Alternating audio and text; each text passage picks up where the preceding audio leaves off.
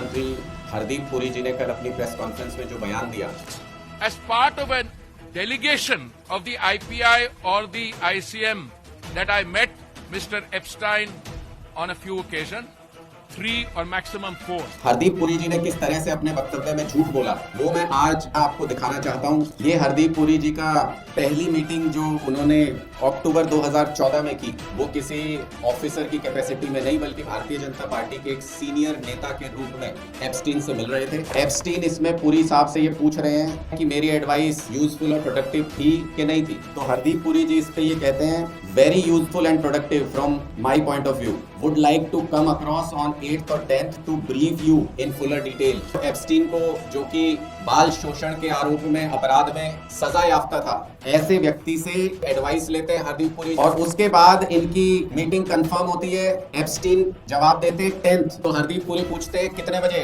तो एप्स्टीन बताते हैं 12 बजे। ये अपने लिए बात कर रहे थे या मोदी सरकार के लॉबिंग कर रहे थे, ये हरदीप पुरी जी को स्पष्ट करना होगा। 4th Feb 2015 को फिर से मीटिंग होती है। इसमें एप्स्टीन के ऑफिस से इनको मेल आता है, good morning Hardeep, Jeffrey is in New York today and hopes he could see you, might you have time to come by his home।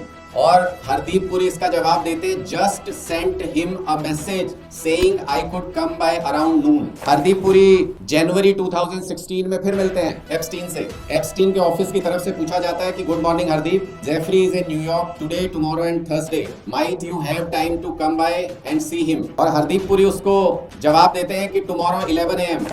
इसके बाद 5th Jan 2017 फिर मिलते हैं, उसमें फिर से वही, ये सारे यूएस जस्टिस सिस्टम के रिलीज किए हुए डॉक्यूमेंट है, ऑथेंटिक है। और जो वो कह रहे हैं कि मैं डेलीगेशन के साथ जाता था, ये एप्स्टीन का शेड्यूल उसमें साफ तौर पे इंडिकेटेड है। ये 12 बजे का टाइम हरदीप पुरी के लिए सिर्फ उनके नाम से अलग से रखा गया है। ये पूरा मीटिंग शेड्यूल जो डॉक्यूमेंटेशन है, ये ठीक हरदीप पुरी जी के मंत्री बनने से पहले का है। मेरा सीधा सवाल भारतीय जनता पार्टी की केंद्र सरकार से आज ये है, एक कि हरदीप पुरी जी को तुरंत प्रभाव से उनके पद से हटा करके इस पूरे मामले की जांच होनी चाहिए।